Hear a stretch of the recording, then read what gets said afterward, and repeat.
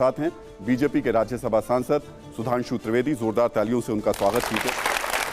देश के जाने माने धर्मगुरु हैं परमार्थ निकेतन के आश्रम प्रमुख स्वामी चिदानंद, उनका भी जोरदार तालियों से स्वागत कीजिए। पूर्व राजदूत दीपक बोरा जी मेरे साथ हैं, जोरदार तालियों से स्वागत कीजिए। इतिहास काउंसिल ऑफ हिस्टोरिकल रिसर्च के डायरेक्टर डॉक्टर ओम जी उपाध्याय भी मेरे साथ मौजूद हैं, एक बार जोरदार तालियों से स्वागत कीजिए। और देश के जाने माने मुस्लिम स्कॉलर सैयद खालिद नकवी साहब उल हुसैनी साहब भी हमारे साथ हैं, एक बार जोरदार तालियों से स्वागत कीजिए। सुधांशु जी, सवाल शुरुआत में आप ही से करूंगा। 3 दशक से ज्यादा का आपका राजनीति में कार्य कर चुके हैं आपने बहुत बड़े बड़े नेताओं को देखा है, अटल बिहारी वाजपेयी को देखा है, लाल कृष्ण आडवाणी को देखा है, कल्याण सिंह को देखा है। नरेंद्र मोदी में क्या देखते हैं? देखिए, सबसे बड़ी खासियत बताऊं क्या है। जब मोदी जी विदेश में गए और उनसे पूछा गया कि इतने वर्षों में आपने एक दिन की भी छुट्टी नहीं ली, और आप अभी देखिए G20 शुरू होने से पहले आसियान समिट में जाते हैं मॉर्निंग में, और रात में लौट के आ जाते हैं जकार्ता से, और रात में आते ही G20 की समीक्षा बैठक करते हैं, और नेक्स्ट डे मॉर्निंग आप देख रहे हैं कि वो सारे राष्ट्राध्यक्षों को जिस ढंग से रिसीव कर रहे हैं, और पूरे आपने 2 दिन तक जिस ढंग का देखा, तो उनसे पूछा आप इतनी ऊर्जा कहां से लाते हैं, तो उन्होंने क्या जवाब दिया था? रोज 1 से 2 किलो गाली खाता हूं और उससे मुझे ऊर्जा मिलती है और पुनः देश की सेवा में लग जाता हूं।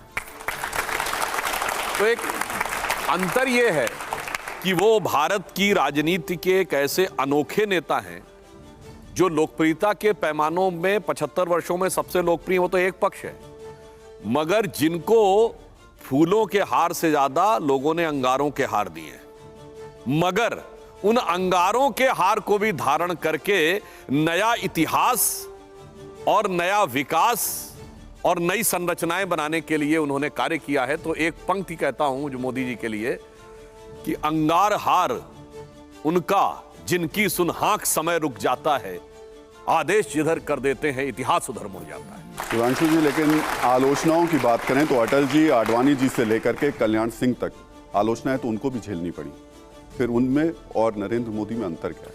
हाँ देखिए, बिल्कुल सही बात है, आलोचनाएं हुई, परंतु आप ये बताइए किसके लिए कहा गया, मत कोट अनकोट मर जा मोदी, बोटी बोटी काट डालेंगे, मौत के प्रकार जो शब्द कहने अच्छे नहीं लगते, हिटलर की मौत, कुत्ते की मौत और जाने क्या क्या और क्या क्या अपशब्दों का प्रयोग किया गया।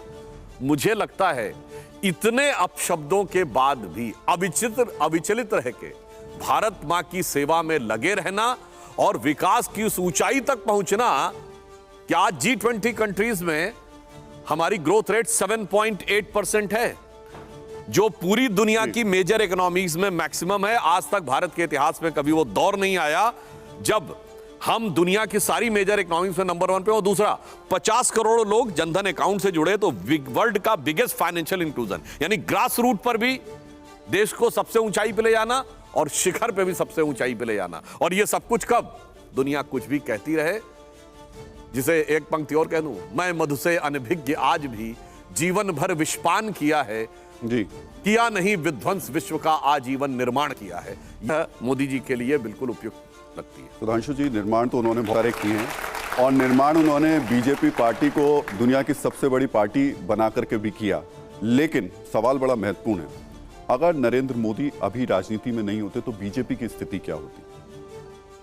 मान्यवर, जिस व्यक्ति ने अपनी किशोरावस्था में ही संपूर्ण जीवन समाज को देने का संकल्प लेकर जब वो प्रचारक बने थे, तन समर्पित, मन समर्पित और यह जीवन समर्पित, जिनके जीवन का लक्ष्य था स्वप्न अर्पित, प्रश्न अर्पित, आयु का क्षण क्षण समर्पित, चाहता हूं देश की धरती तुझे कुछ और भी दूं। वो कैसे सोच सकते हैं आप कि वो नहीं होते तो क्या होता, जिसने अपनी समस्त मधुर मनोभावनाओं की आहुति दे दी देश के लिए। तो मेरे विचार से वो तो एकाकार होकर संगठन, पार्टी और राष्ट्र के लिए कार्य कर रहे हैं। स्वामी चिदानंद जी, आपसे बहुत गंभीर सवालों के साथ मैं आऊंगा, लेकिन सबसे पहला सवाल तो यही है कि हिंदुत्व के उत्थान के लिए नरेंद्र मोदी का योगदान क्या है? मुझे लगता है कि उनका खुद का जीवन भीतर से उस हिंदुत्व को, उस सनातन धर्म को जीता है, क्योंकि जिस धरती के शासक मन से संत नहीं होते हैं, उस धरती की पीड़ाओं के अंत नहीं होते हैं। वो शासक नहीं है, वो साधक हैं। व्यक्ति को दूसरों पर शासन नहीं करना है, बल्कि खुद पर शासन करके फिर एक अनुशासन कायम करना है। और वो देन है इस सनातन की, इस धर्म की, जो ये नहीं कहता कि दूसरों पे कंट्रोल करो, बल्कि अपने पर संयम करते हुए पूरे विश्व पर, उस संयम के प्रभाव से आप निश्चित रूपेण पूरे विश्व को जीत सकते हैं। निज पर शासन, फिर अनुशासन। और मैं देखता हूँ इतना ही नहीं, इसके माध्यम से भी अब एक योग करने वाला एक ऐसा योगी जब पहुँचता है पहली बार, मैंने तो उनको जब प्रधानमंत्री नहीं थे तब भी, जब मुख्यमंत्री नहीं थे तब भी, वे 14 दिन ऋषिकेश में आकर रुके, मैंने उनकी उस साधना को देखा है। कितने सिंपल, कितने सादे, व्हाट ए मैन। मुझे तो लगता है भारत का सौभाग्य है कि भारत के पास ऐसे प्रधानमंत्री हैं। पहली बार जब वो अमेरिका पहुंचते हैं और यूनाइटेड नेशंस में जो उन्होंने पहला हिंदी में प्रवचन दिया, बोला योग को लेकर, वो अलग बात में आऊँगा, लेकिन उसके तुरंत बाद उनका पहला जो उद्बोधन हुआ वो था मेडिसन स्क्वायर में। हज़ारों लोग थे, कई दिन पहले टिकटें ख़त्म हो गई। ये पहली बार था।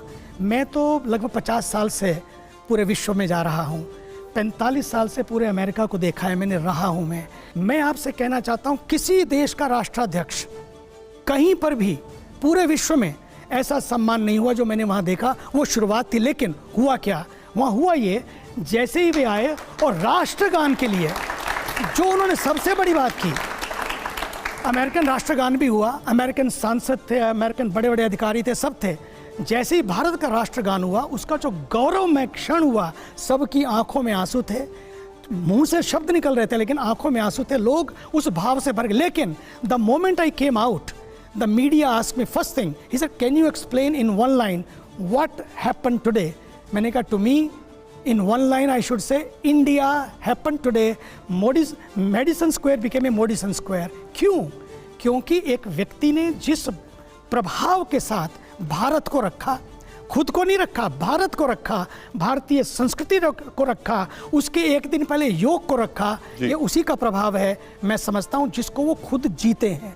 धर्म केवल मंदिरों और मस्जिदों में और चर्चों में केवल पूजा करने के लिए नहीं, धर्म जीवन का एक ऐसा अंग है जिसको उन्होंने जिया। पर सुधांशु जी, आप हाथ उठा रहे थे, हिंदू राष्ट्र की जो लोग बात करते हैं वो तो कहते हैं कि बाकी लोग पाकिस्तान की तरफ चले। देखिए, जो हिंदू जाग गया वाली बात ये थी, आप इसको ऐसे समझिए, ये वो देश है जिसपे 327 बीसी में अलेक्जेंडर आक्रमण करता है। 2300 साल जिस देश ने आक्रमण झेला हो, ग्रीक, हूण, शक, पार्थियन, तुर्क, मंगोल, अरब, फ्रेंच, डच, अंग्रेज। आप सोचिए, अगर किसी व्यक्ति के ऊपर लगातार आक्रमण हो रहा हो और आक्रमण होना बंद हो जाए तो भी उसको कुछ मिनट लगते हैं नॉर्मल होने में। अगर आपको भयंकर बीमार कर दिया जाए तो बीमारी ठीक होने के बाद की बॉडी को एक्लेमेटाइज होने में कुछ दिन लगते हैं। उसी ढंग से 47 में गुलामी खत्म होने के बाद 1 से 1.5 पीढ़ी लगती है उस मानसिकता से बाहर आने में। तो 1990 के आसपास जब आजादी के 40 साल पूरे हो गए थे, तो श्री राम जन्मभूमि का जो विषय आया था, इसने पहली बार उस मानसिकता से बाहर निकाल का काम किया था, उस रुग्ण मानसिकता से। मोदी जी के आने के बाद क्या हुआ, जो आपने कहा था ना, जागा, अब जागने के बाद उठ के खड़ा हुआ। चलिए नकवी जी, सुधांशु जी कह रहे हैं हिंदू तो जाग गया है, इस देश में मुसलमान भी जाग गया है। जी, पहले तो मैं एक बात बताना चाहता हूँ कि मोदी जी जिस गांव से, गुजरात से आते हैं, उसी ज़िले से और उसी तहसील से मैं भी हूँ, वडनगर से। मैं ऊंझा से हूँ, मोदी जी जो है वडनगर से हैं। मोदी जी के व्यक्तित्व में सबसे बड़ी चीज़ ये देखी जाएगी कि इतनी छोटे सी जगह के ऊपर और कोई पॉलिटिकली सपोर्ट नहीं, इनकी जो फैमिली थी वो कोई पॉलिटिकली सपोर्ट नहीं रखती थी, फिर भी आज उनके अंदर और उनकी ऊर्जा ने जहां इनको पहुंचाया, पहले गुजरात के चीफ मिनिस्टर बनते और फिर भारत के, और भारत के बनने के बाद इनको, मैं जहां तक सोचता हूं, मोदी जी को एक बंधन में ना बांधें। ये नेता ना हिंदुओं के हैं ना मुसलमान के हैं। पर मुसलमान को मिला क्या, मैं ये जानना जी जी जी मैं इस पे आ रहा हूँ। ये वो शक्ति है, ये वो ईश्वरीय शक्ति हमको प्राप्त हुई है भारत को, कि जिसका गुणगान अगर आज इनके खिलाफ लोग जो बोल रहे हैं उनको भी अब कबूलना पड़ेगा G20 के बाद, कि शक्ति है इस इंसान के अंदर, कुछ करने गुजरने की शक्ति है और उन्होंने कर दिखाया। और मुसलमानों को क्या मिला सर? मुसलमानों को एक सच्चा इंसान मिला और सच्चाई इस्लाम का प्रतीक है। तो इस इंसान ने सबसे पहले इस्लाम की जो इस्लाम के नाम से भारत में 3 तलाक कुर प्रथा थी वो ख़त्म कर दी। लेकिन जब प्रधानमंत्री ने 3 तलाक को ख़त्म किया उसके बाद तो उन्हें बहुत आलोचनाओं का सामना करना पड़ा। क्या किसी कुरीति को मिटाना सामाजिक जिम्मेदारी नहीं है? सर G20 को लेकर भी अभी जो है बातें गलत हो रही है, कुछ दिन बाद गुणगान होंगे। तो उसी तरीके से जो है वो 3 तलाक की बात कर रहा हूं। हाँ, मैं उसी पे कह रहा हूँ। तो वो देखिए हर चीज़ का कुछ दिन बाद बेनिफिट पता चलता है। अच्छा, जो खिलाफ थे इन्हें पूछा जाए कि आपकी बेटी या आपकी बहन या आपकी माँ या आपकी बहू के साथ अगर ये होता तो आप क्या कहते? ये तो जिसके साथ बीतता है उसे पता चलती है। और इस्लाम के नाम से एक और प्रथा थी, जबकि कई इस्लामी देशों में इसको प्रतिबंध कर दिया गया है। कहीं इस्लामी देशों में ये प्रतिबंधित है, कहीं इस्लामी देशों ने इसको प्रतिबंध किया है। और भारत में ये करना बहुत बड़ी बात है, क्योंकि आज जिसके पास खुद की विचार शक्ति ना हो और एक दृढ़ ताकत ना हो तो ये डिसीजन लेना बहुत मुश्किल था। 70 सालों में कई सरकारें रहीं, ऐसा डिसीजन किसने लिया? सिर्फ मोदी जी ले सकते थे। स्वामी जी, अब जब धर्म की बात हम करते हैं, हिंदुत्व की बात जब हम करते हैं, 2014 से हमने ये सुनना शुरू किया कि हिंदू अब जाग जाएगा, हिंदू अब जाग जाएगा, और अब कुछ वक्त हम सुन रहे हैं हिंदू जाग गया है। जी 75 साल से हिंदू सो रहा था जो अचानक जाग गया है। जी, देखिए ऐसा नहीं कि हिंदू सो रहा था। बात यह है कि लोगों में जब शासक जिस तरह के, आपने देखा होगा पिछले शासनों में कैस तरह लोग बात करने में भी डरते थे। अरे छोड़ो यहाँ की बात, वो एक ऐसे इंसान हैं जो दीवारों को तोड़ते हैं, दरारों को भरते हैं, दिलों को जोड़ते हैं। इन मंत्रों के माध्यम से, जो मंत्र हमें हजारों साल पहले मिले, क्योंकि शासक जब चलता है, देखा नहीं, गए संसद में तो जाके कैसे प्रणाम किया, मंदिर में हो या संसद में हो, उन दोनों जगह पर उन्होंने देखा उनके लिए राष्ट्र प्रथम है। राष्ट्र की चाहे बात विकास की बात संसद से होती हो या विरासत की बात उस मंदिर से होती हो, विरासत हो या विकास हो, साइंस हो या स्पिरिचुअलिटी हो, इंफ्रास्ट्रक्चर हो या इंफ्रास्ट्रक्चर हो, उन दोनों को अर्थ की हो या फिर अध्यात्म हो, जितना उन्होंने जोड़ा है और निसंकोच जोड़ा है, बिना शर्म के जोड़ा है, बिना संकोच के जोड़ा है। कुछ नहीं सोचा कि भारत का प्रधानमंत्री जाकर हिंदी बोलेगा, भारत का प्रधानमंत्री साष्टांग प्रणाम करेगा। स्वामी जी, यही मैं समझना चाह रहा हूँ आपसे, तो क्या अब मिशन क्या है? क्या अब हिंदू राष्ट्र बनाने का मिशन है? ये जो हम हिंदुत्व कर रहे हैं, अब मिशन क्या है? अगला हिंदू राष्ट्र बनाना है? देखिए, बात केवल इस मिशन की हिंदू राष्ट्र बने, हिंदू राष्ट्र है ये, हमें केवल समझना है उसको। यह नहीं है कि कोई हिंदू राष्ट्र बनाएंगे तो बनेगा, ये हिंदू राष्ट्र है। हिंदू राष्ट्र का मतलब क्या है? जहां सबका सम्मान हो, जहां सबको साथ लेकर चलने की बात हो। हमारी वसुधैव कुटुंबकम है क्या? जहां सबका सम्मान और सब है सम्मान, और यही अपना संविधान है। संविधान को भी साथ रखते हुए और साथ साथ समानता के इन सब मंत्रों को साथ चलते हुए जो धर्म चलता है वो है हिंदू धर्म, वो है सनातन धर्म। नहीं तो आप देख लीजिए ना, मैं तो पूरे विश्व में जाता हूँ, पूरे विश्व में आप ये देखिए ना, सबसे बड़ी बात, अफ्रीका के सब देशों को मैंने देखा है, उन 55 देशों के उस संघ को चले थे G20 को लेकर, लेकिन यही भारत की विशेषता है, वो तोड़ता नहीं है, जोड़ता है। G21 होके गए और ये यात्रा G20 से शुरुआत हुई है, एक दिन देखेगा ये G20 से G ऑल की यात्रा होगी। लेकिन दीपक बोहरा जी, आप कई देशों में राजदूत रह चुके हैं, हाई कमिश्नर रह चुके हैं, विदेश नीति को आप ए से लेकर जेड तक बखूबी जानते हैं, बहुत अच्छी तरीके से जानते हैं। कई देशों में आप प्रधानमंत्री के सलाहकार भी हैं। बतौर प्रधानमंत्री की विदेश नीति को आप किस तरीके से देखते हैं? आभारी हूं कि आपने ये मौका दिया आपके शानदार चैनल पर पार्टिसिपेट करने का। आप तो हमारे बेस्ट एंकर हैं। आपका channel is the best in Asia. और फिर ये जो 4 महारथी, क्षमा कीजिएगा, मेरे साथ पैनल पे बैठे, इनका ज्ञान और जानकारी मुझसे कहीं ज़्यादा है। मुझे 50 साल हो गए हैं डिप्लोमेसी में एंड काउंटिंग। 72 साल की मेरी उम्र है, अभी भी बहुत हैंडसम हूँ और मेरा मरने का इरादा नहीं है, अभी काफ़ी देर रहूँगा। मैं अपनी पहली पोस्टिंग पे फ्रांस गया था 1975 में, जब आपके डैडी मम्मी का भी जन्म नहीं हुआ था। $12 मुझे अलाउड थे उस समय, और वहाँ जाके हैरान होते थे, देखिए क्या क्या यहाँ मिलता है, यहाँ तो सब चीज़ें फ्री हैं, यहाँ पे लाइन नहीं लगती, एट्सेट्रा एट्सेट्रा। और मेरे परिजन, मेरे दोस्त, जब मैं छुट्टी पे आता था, भाई एक 2-in-1 ले आओ, एक कमीज़ ले आओ, एक जूते ले आओ, एक पेन ले आओ, ये चीज़ें मांग किया करते थे।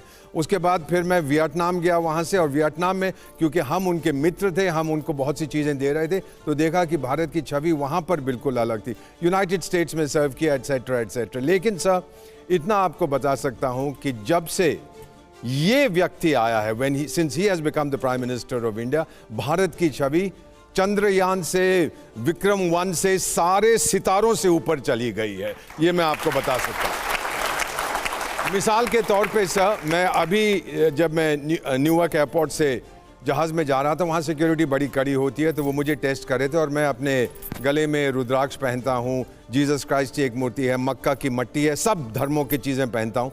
तो ये जब आर्क में जाता है metal detector, P P P P करने लगता है, तो वो ऑफिसर कहने लगा, सर मुझे पैट करना पड़ेगा, छू के देखना। मैंने कहा देख लीजिए। फिर कहता है आप कहाँ से हैं? तो मैंने कहा जी मैं तो इंडिया से। Oh you are an Indian, I don't need to search you, जाइए आप हिंदुस्तानी हैं। और मेरी एक पत्नी है 46 साल से, अभी दूसरी नहीं है मेरे पास। और फिर हम दोनों अमेरिका में थे, मेरा बेटा वहाँ रहता है, उसको 30 साल हो गए। तो मुझे कहता है dad this is the best time to be an Indian in America. वो इतनी इज्जत करते हैं भारतीयों की कि दिल खुश हो जाता है। अभी आपने जिक्र किया था G20 का, आपको बता देता हूं हेडलाइंस अमेरिकन मीडिया में, सोशल मीडिया में देख लीजिएगा क्या क्या वो लिखते हैं। पहले लिखते हैं मोदीज मोमेंट, फिर लिखते हैं इंडियाज राइज एंड राइज, फिर कहते हैं न्यू दिल्ली को द वर्ल्ड्स कैपिटल, मोदी को कहते हैं nawab of negotiation, king of consensus. जब ऐसी तारीफ वो लोग करने लगे तो मेरा 6 फुट 2 इंच का कद है, 6 फुट 8 इंच का हो गया, और फिर मैंने नई पतलून खरीदी, बिल आपको भेज दूंगा, और पेमेंट भी उसकी मैंने यूपीआई से की थी वहां पर न्यूयॉर्क में। दीपक जी, लेकिन इस सब के बीच में एक सवाल महत्वपूर्ण है, हम अपने दोस्तों को बदल रहे हैं, ये एक बहुत महत्वपूर्ण चीज है।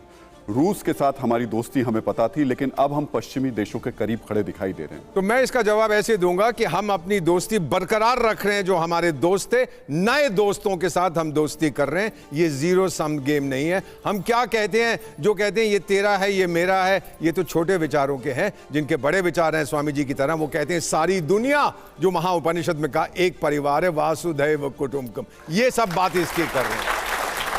और सर एक चीज आपसे इतना और जिक्र करना चाहता हूं कि इस साल 2023 में जनवरी के महीने में प्रधानमंत्री ने एक वर्चुअल समिट किया था 125 देशों का, विकासशील देशों का, और सब ने पार्टिसिपेट किया उसके अंदर। हमने उनसे कहा सर मैं तो इंटरनेशनल रिलेशंस में बहुत देर से हूं, यूएन में कई बार मीटिंग्स में गया हूं, ये छोटे छोटे देश अफ्रीका में जहां पर मैं विशेष सलाहकार हूं, उनकी आवाज पहुंचती तो है संयुक्त राष्ट्र संघ तक, पर कोई सुनता नहीं है। और फिर नरेंद्र मोदी बोला मैं आपका राजदूत बनूंगा, मैं नहीं बनूंगा, दीपक वोरा नहीं, पीएम साहब, और हम आपकी आवाज वहां पर उठाएंगे। और इन लोगों ने, कई लोगों ने मुझसे ये कहा इन देशों से कि थैंक यू इंडिया, आपने हमारी आवाज उठाई है। उसके बाद बोले थैंक यू इंडिया, आपने हमें G20 में शामिल किया है। और फिर मुझसे कहने लगे कि Narendra Modi and India is our choice as partner. मैंने कहा यही है राइट चॉइस बेबी।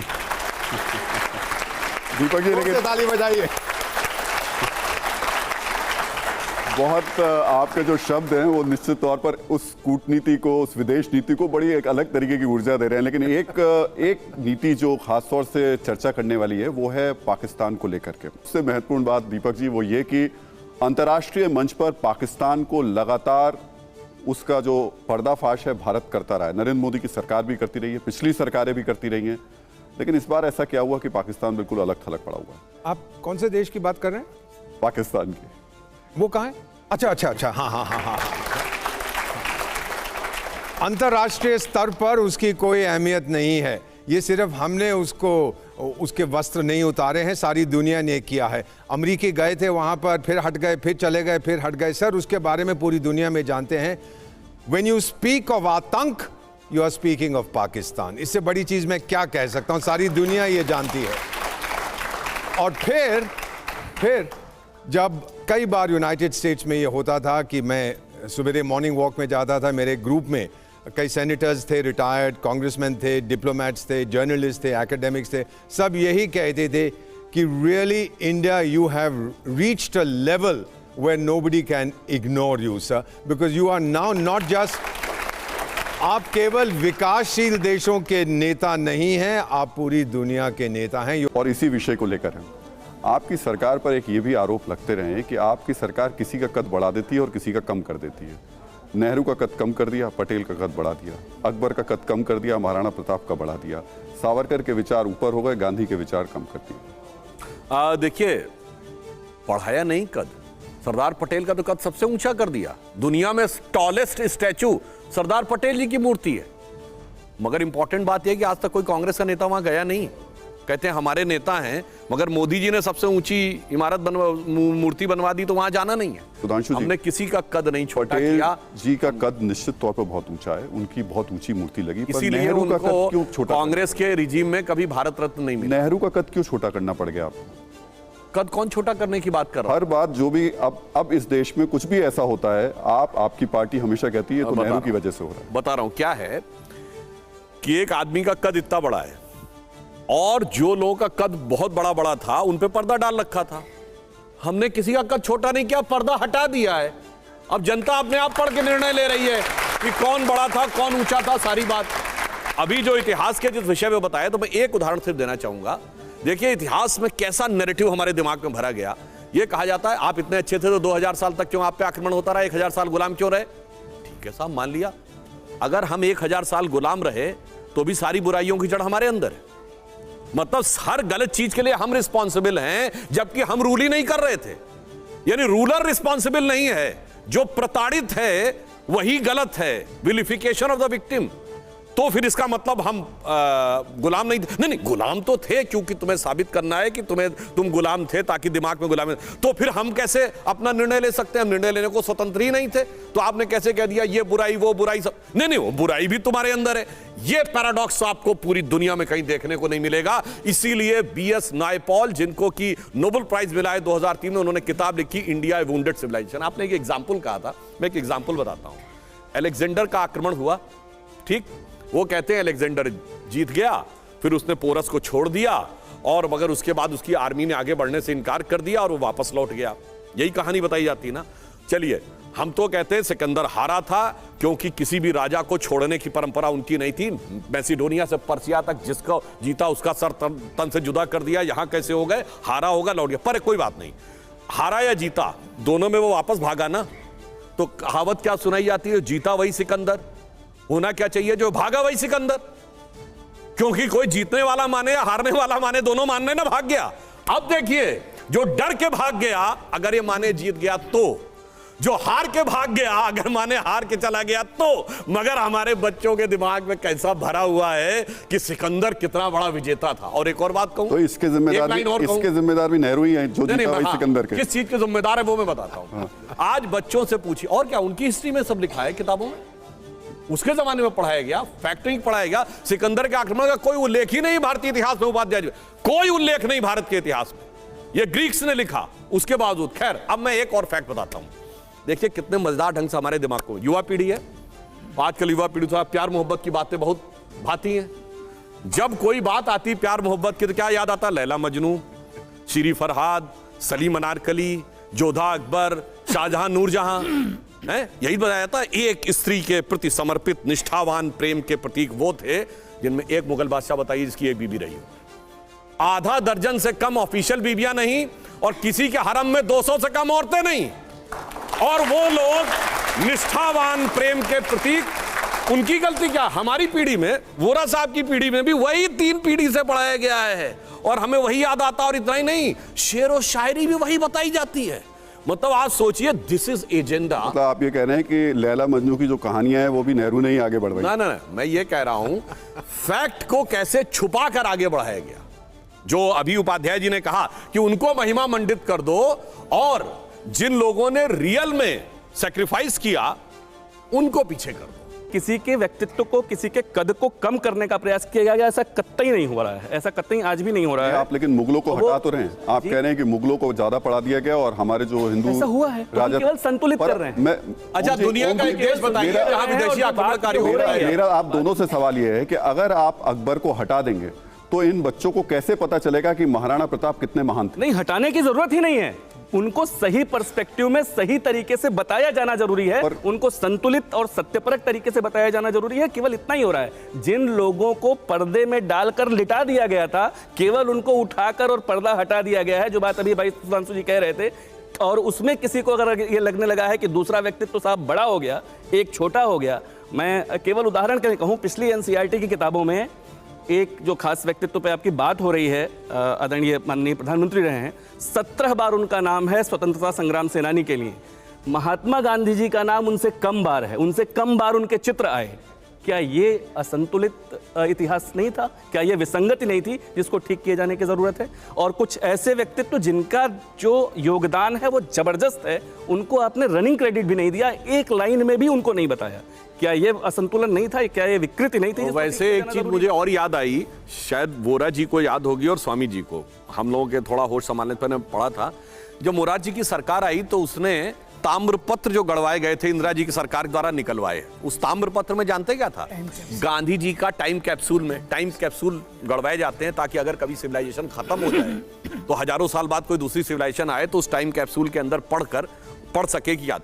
उसमें गांधी जी का उल्लेख 1 या 2 बार था, सुभाष चंद्र बोस और का एक वर्ड था, और नेहरू जी की प्रशंसा में कसीदे पढ़े गए थे, इंदिरा जी की प्रशंसा में कसीदे पढ़े गए थे, और वो इतिहास के रूप में प्रामाणिक करके गढ़वाया गया था। मगर उसके बाद कहा जाता ये किसी को छोटा करना थोड़ी था, ये तो उसकी फाइल हमारे यहाँ भी खोजी जा रही थी। सुधांशु जी, एक तो स्थिति है, इसमें कोई दो राय नहीं, महात्मा गांधी को देश से लेकर विदेश तक हर कोई उनके विचारों से प्रभावित है, आज भी प्रभावित है, ये युवा पीढ़ी प्रभावित है।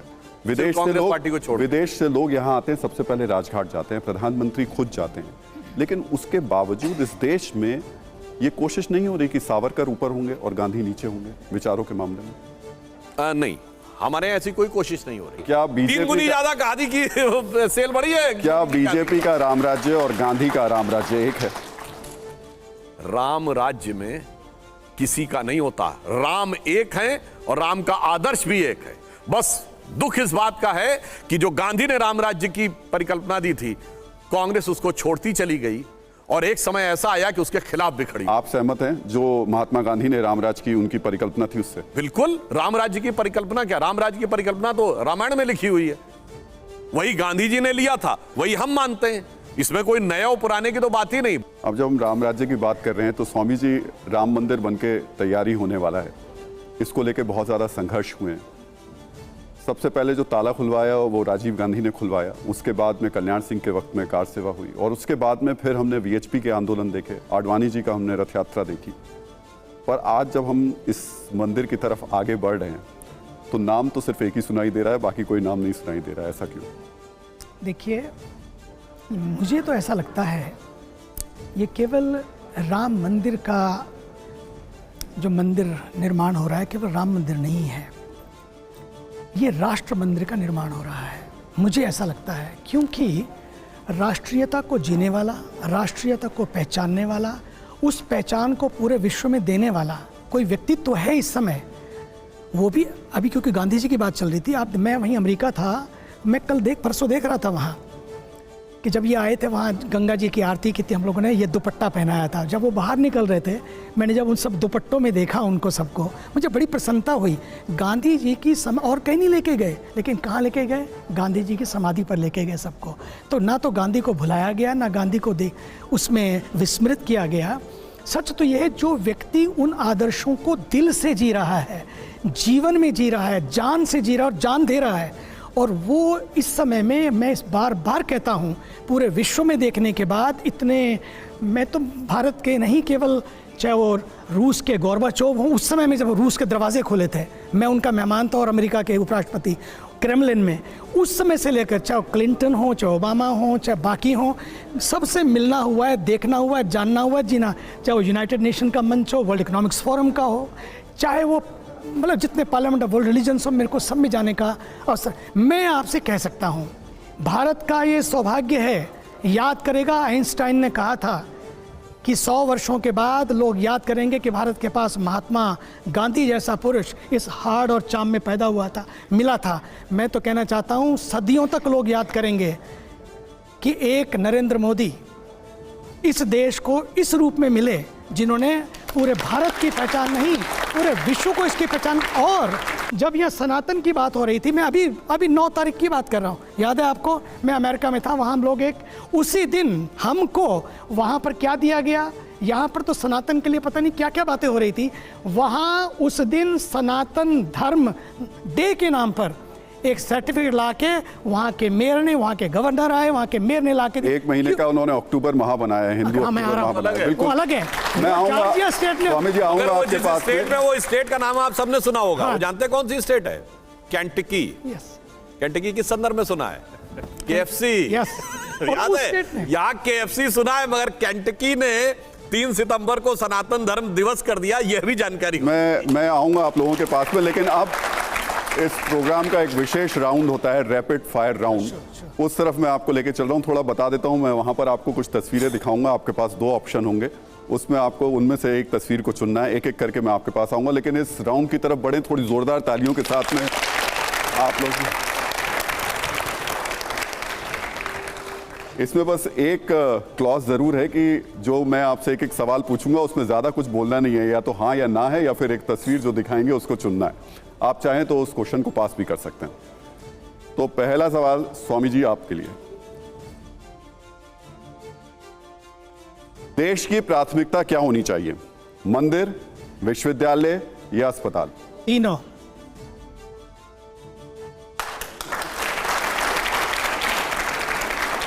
नकवी जी, अगला सवाल आपके लिए, देश का आदर्श कौन है? औरंगजेब या छत्रपति शिवाजी महाराज? छत्रपति शिवाजी।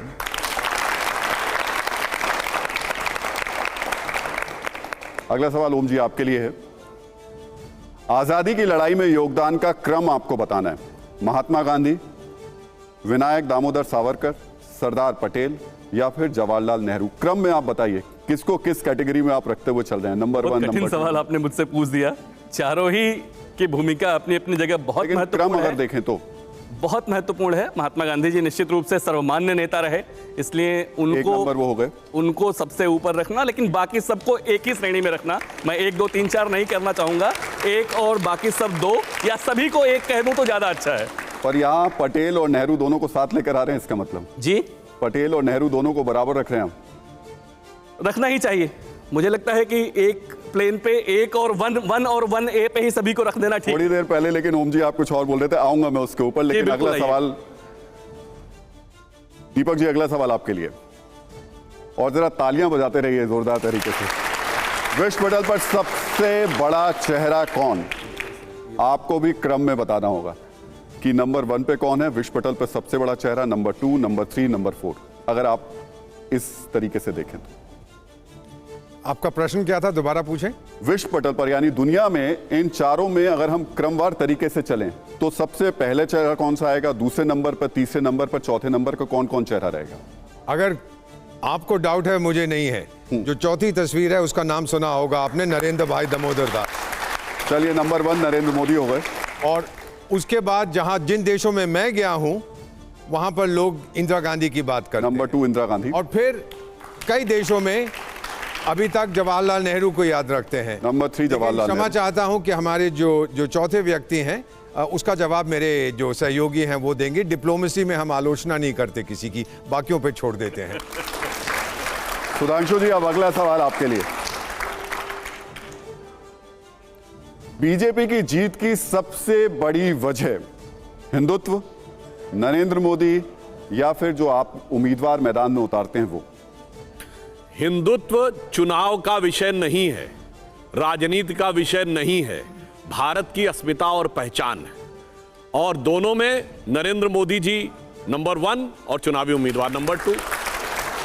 और जब आप कहते हैं कि जो राम को लाएं हम उनको लाएंगे, तो वो क्या चुनाव से नहीं जुड़ता है? क्यों, उसका चुनाव से क्या मतलब है?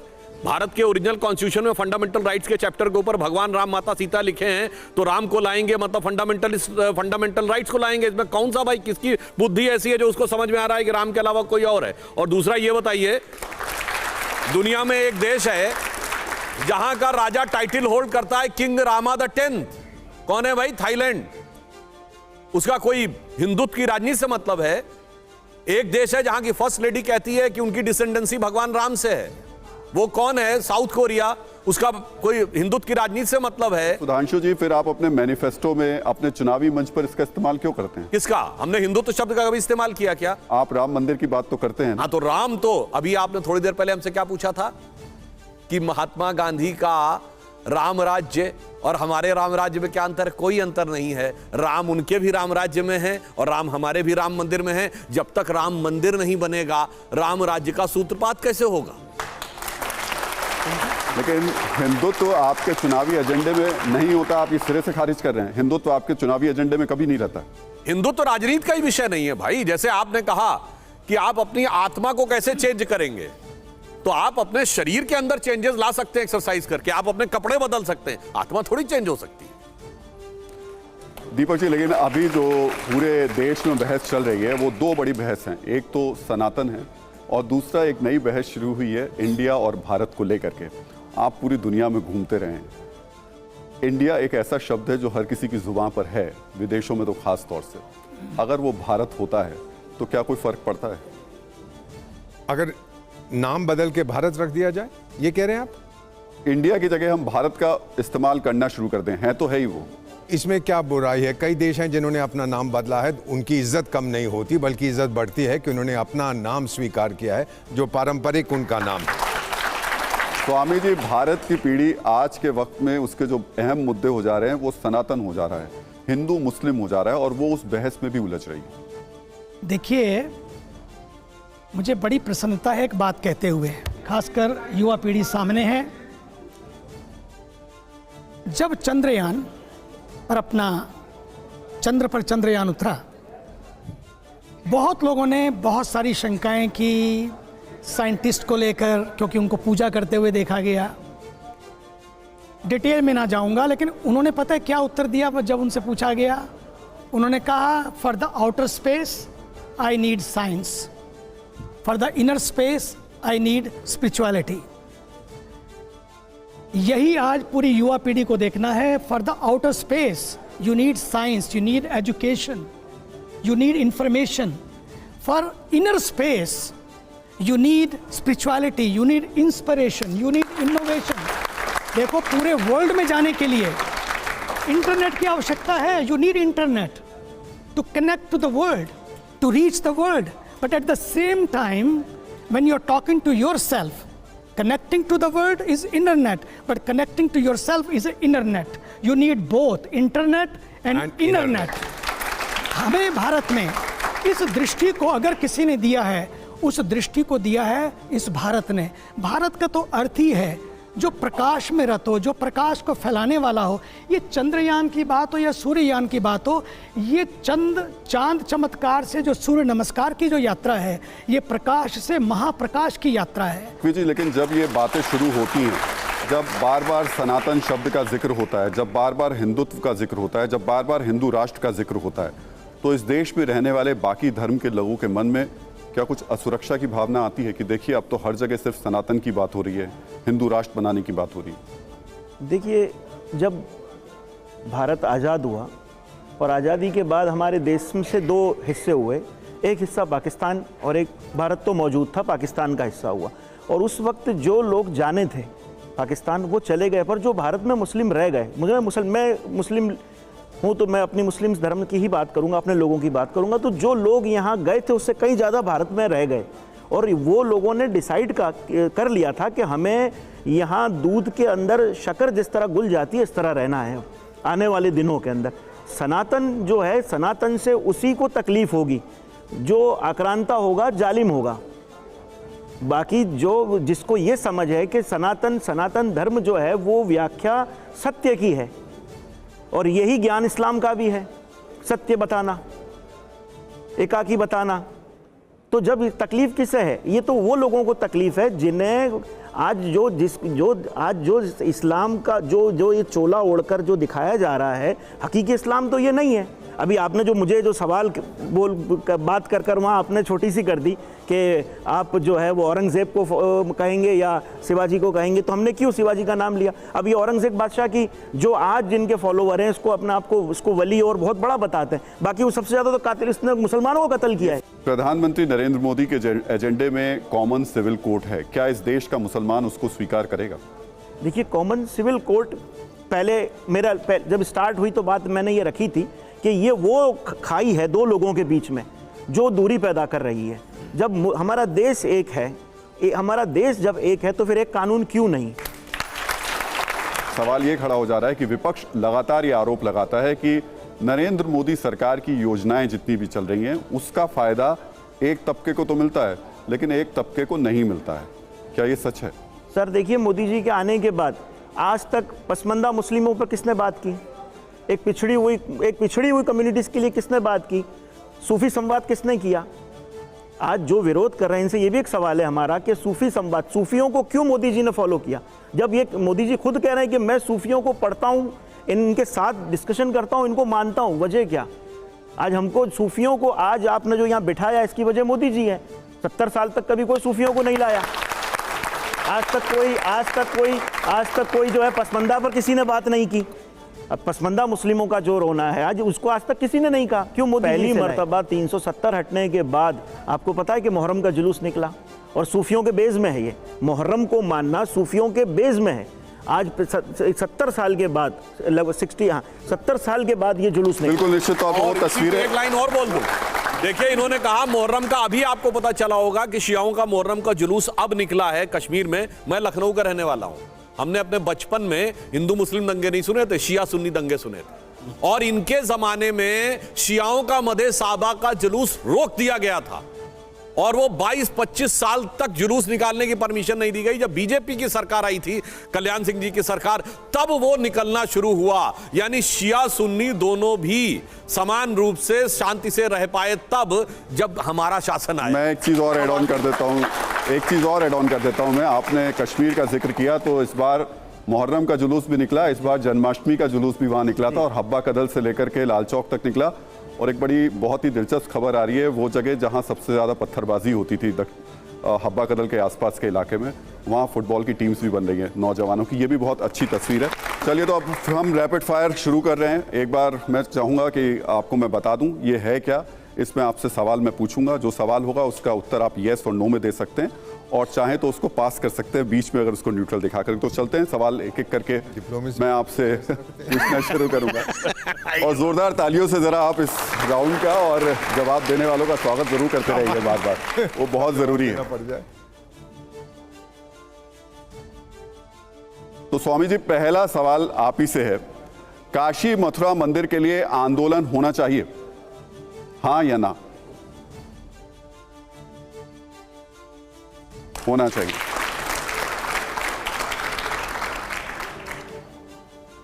नकवी जी, अगला सवाल आपके लिए। भारत में अल्पसंख्यक खतरे में,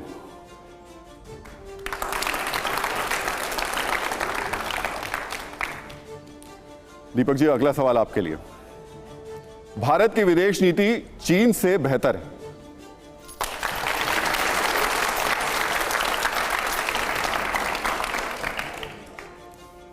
ओम जी अगला सवाल आपके लिए। भारत में मुगलों का इतिहास नहीं पढ़ाया जाना चाहिए, ऐसा आपने पास कर दिया। ऐसा कतई नहीं कह सकते। सुधांशु जी अगला सवाल आपके लिए। सही पर्सपेक्टिव में पढ़ाया जाना चाहिए। नरेंद्र मोदी बीजेपी में अब तक के सबसे लोकप्रिय नेता हैं, कोई शक है क्या? बहुत बहुत धन्यवाद आप लोगों का, बहुत बहुत शुक्रिया। उसके साथ साथ प्रधानमंत्री को मुझे लगता है आप लोग शुभकामनाएं तो हम लोग सब देंगे ही, क्योंकि उनका जन्मदिन आ रहा है। और अगर आप लोग कुछ कहना चाहें तो ज़रूर कहें, फिर उसके बाद में हम आगे बढ़ेंगे। मैं माननीय प्रधानमंत्री जी के लिए कहना चाहूँगा कि वो वैसे भी बाबा विश्वनाथ की नगरी से आते हैं, तो जो मैंने पंक्ति बोली थी उसका मैं पूरा छंद बोल देता हूँ। और वो जीवन में सिर्फ विपरीत परिस्थितियों में भारत को जिस ढंग से आगे ले जा रहे हैं, तो मैं कहना चाहूंगा शायद वो शंकर जी के उस व्यक्तित्व से प्रेरणा ले रहे हैं, उस स्वरूप से प्रेरणा ले रहे हैं कि मैं मधु से अनभिज्ञ आज भी जीवन भर विषपान किया है, किया नहीं विध्वंस विश्व का आजीवन निर्माण किया है।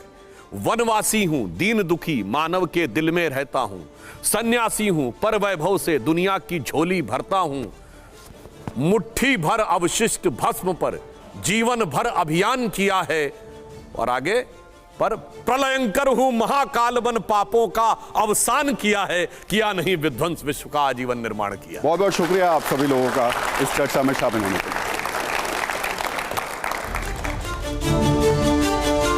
नंबर 1 अब ओम उपाध्याय जी, आप इतिहासकार हैं, इस देश का इतिहास नरेंद्र मोदी को कैसे याद रखेगा, इसकी आप थोड़ी भविष्यवाणी कीजिए। भविष्य वक्ता तो नहीं हूं, लेकिन वास्तविकता यही है कि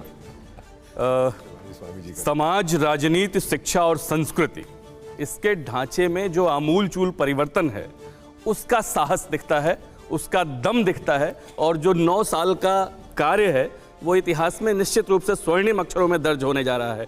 देखिए, 12 मार्च 2021 को जब आज़ादी के अमृत महोत्सव की शुरुआत हुई अहमदाबाद से, तो मैं एक पंक्ति, एक श्लोक जो उन्होंने उद्धृत किया, उसका फ्रेज उन्होंने त्रयंबकम यजामहे सुगंधिम पुष्टिवर्धनम उर्वा रुक्मिव बंधनान मृत्योर मुक्षीय मामृतात्, जो यजुर्वेद के रुद्राध्याय का ये श्लोक है, इसका जो मृत्योर मुक्षीय मामृतात् अपने भाषण में कहा, इसके मायने जब मैंने एक बड़े इतिहास के साधारण से विद्यार्थी के रूप में सोचना शुरू किया कि मृत्यु से अमरत्व की ओर, मृत्यु से अमृतत्व की ओर हमें बढ़ना है, और ये केवल एक क्षेत्र में नहीं, जीवन के जितने आयाम हैं जो हमारा विषाद, हमारा दुख, हमारा मृत्यु का कारण था, वो रह गया था, उस विष का प्रतिकार करके हम अमृतत्व की ओर बढ़ें, इसका साहस जीने का नरेंद्र मोदी जी ने ही किया। दिनकर की पंक्तियां याद करूं तो बहुत सटीक बैठती हैं उनके ऊपर कि वसुधा का नेता कौन हुआ, वसुधा का नेता कौन हुआ, भूखंड विजेता कौन हुआ, अतुलित यश क्रेता कौन हुआ, जिसने न कभी आराम किया, जिसने न कभी आराम किया, विघ्नों में रहकर काम किया। तो नरेंद्र मोदी जी उस भाव के साथ दिखते हैं, और निश्चित रूप से जो इतिहास में उनके दर्ज होने की बात कर रहे हैं, स्वर्णिम अक्षरों में दर्ज हो रहा है। ओम जी, लेकिन ये भी हकीकत है कि जितना विवाद इतिहास को लेकर के पिछले 9-10 साल में हुआ, उतना देश में कभी नहीं हुआ। दक्षिणपंथी, वामपंथी, इतिहास की किताबें बदली जाना, इसके पीछे भी तो कुछ ना कुछ वजह होगी। इतिहास लेखन बहुत विकृत तरीके से हुआ था। देखिए, हमने दुर्भाग्य से आज़ादी के बाद के जो 7 साढ़े 7 दशक थे, उसमें जो यूरोपीय मानसिकता थी, जो यूरोसेंट्रिक विचार था, कहीं ना कहीं वही आगे बढ़ाया, और कई बार तो मुझे लगता है कि उससे भी ज़्यादा खराब तरीके से आगे बढ़ाया। इसलिए उस इतिहास की विकृतियों को, ताकि हमारी नई पीढ़ी को कम से कम अपना सच्चा इतिहास तो पता चल सके। ओम जी, विकृति कैसे थी? तथ्य, इतिहास तथ्यों पर होता है, तथ्यों आधारित होता है, नजरिया आपका अलग अलग हो सकता है, फिर आप उसको कैसे मान लेते हैं कि ये जो पढ़ाया जा रहा था वो गलत था? हो सकता है आपका नजरिया देखने का ये रहा हो। नहीं, कई बार क्या होता है कि एक बड़ा इतिहासकार है, उसने एक बड़ी अच्छी बात कही, इतिहास दर्शन, विदेशी इतिहास दार्शनिक है, उसने कहा कि इतिहास के तथ्य किसी मछुआरे के पाटे पर पड़ी हुई उस मछली की तरह से हैं, जिसे आप अपने घर लेके जाते हैं, आप तय करते हैं कि कौन सा मसाला उसमें लगाया जाए, कौन से तेल में उसको भुना जाए, और उसके बाद उससे क्या स्वाद निकले। इसलिए बहुत खतरनाक तरीके से सारे मसाले, सारे जो उसमें अवयव यूज किए गए थे, वो विदेशी थे। कोई उदाहरण आप दे सकते हैं जो गलत पढ़ाया जा रहा था और अब सही किया गया? ऐसे सैकड़ों हैं, मैं बोलना शुरू करूंगा तो शायद एक कम से कम आप बताएं तो यहाँ, दे ही दूं जी, मैं आऊंगा आपके पास, लेकिन एक बताएं तो यहाँ ये मध्यकाल का जो पूरा इतिहास है जी, मध्यकाल का जो पूरा इतिहास है वो आक्रांताओं का इतिहास बताया गया। हमें मुगलों को और सल्तनत के सुल्तानों को जिस तरीके से महिमा मंडित किया गया और अपने गौरव के बिंदुओं को दरकिनार किया गया, हमारे देश में अकबर की महानता बहुत ठीक तरीके से प्रमाणित करने की कोशिश की गई, जिसने चित्तौड़ के किले में 30,000 स्त्रियों और बच्चों का नरसंहार किया था, लेकिन महाराणा प्रताप की महानता इस देश में प्रश्न चिन्ह के घेरे में चली गई। हमारे यहाँ मुगलों को ठीक से पढ़ाया गया, लेकिन विजयनगर साम्राज्य के वैभव को हमारे बच्चों को नहीं बताया गया, विद्याधर चंदेल को नहीं बताया गया, दाहिर के पुत्रियों के शौर्य को नहीं बताया गया, हमारे यहाँ लक्षित बड़फुगन के शौर्य से वंचित रखा गया। ऐसे हजारों उदाहरण है साहब। विद्याधर चंदेल हमें नहीं पढ़ाया जाता, ललितादित्य मुक्तापीठ हमें नहीं बताया गया। तो इस तरह से सैकड़ों ऐसे विकृतियां जिनको ठीक किए जाने की जरूरत थी वो नहीं की गई, जिस पे अब लगातार